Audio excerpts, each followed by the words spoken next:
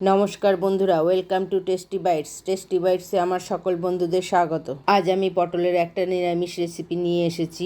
আজ আমি পটলের মালাইকারি বানিয়ে দেখাবো। এই রান্নাটা যে কোনো নিরামিষ দিনেই বানিয়ে নেওয়া যায়। এটা খেতে খুব সুস্বাদু হয়ে থাকে। দেখে নেওয়া যাক আমার আজকের ভিডিওটা। পটলের মালাইকারি বানানোর জন্য আমি এখানে কিছু পটল হালকা করে খোসা ছাড়িয়ে 2 মুখ চিড়ে নিয়েছি।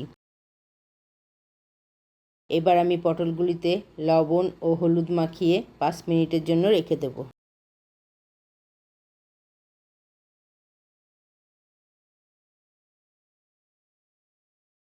এরপর একটা মিক্সিং জার নিয়ে তাতে কিছুটা নারকেল কুড়ানো আর স্বাদ অনুযায়ী কাঁচা লঙ্কা দিয়ে একটা মিহি পেস্ট বানিয়ে নেব।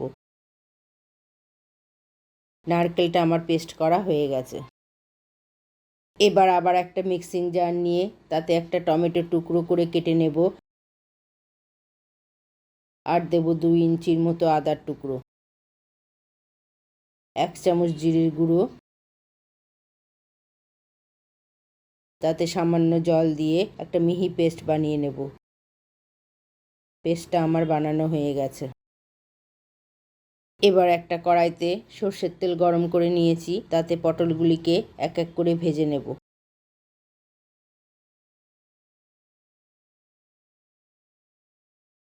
পটলগুলি আমার ভাজা হয়ে গেছে। পটলগুলি এবার একটা পাত্রে তুলে নেব।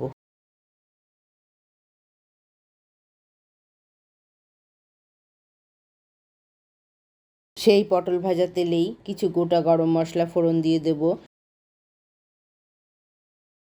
ফোড়নটা ভাজা হলে টমেটো, আদা ও জিরের পেস্টটাকে দিয়ে দেব। মশলাটা ভালোভাবে কষে নেব। মশলার মধ্যে দেব হলুদ, স্বাদ অনুযায়ী লবণ, কাশ্মীরি লঙ্কার গুঁড়ো,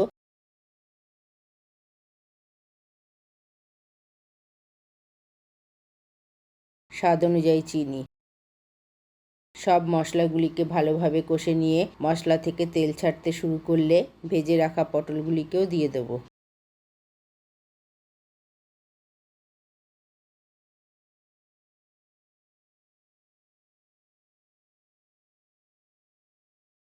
পটলগুলিকে মশলার সাথে কষে নিয়ে নারকেল আর কাঁচা লঙ্কার পেস্টটাকে দিয়ে দেব।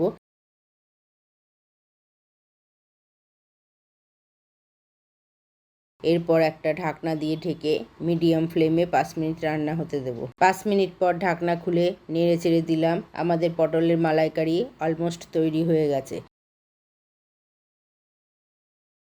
এবার একটা সার্ভিং ডিশ নিয়ে তাতে সার্ভ করব পটলের মালাইকারি। আমার এই রেসিপি যদি আপনাদের ভালো লেগে থাকে অবশ্যই ট্রাই করুন আর আমার চ্যানেলটাকে সাবস্ক্রাইব করে লাইক, শেয়ার ও কমেন্টস করবার অনুরোধ রইল। আজ তাহলে এখানেই শেষ করছি।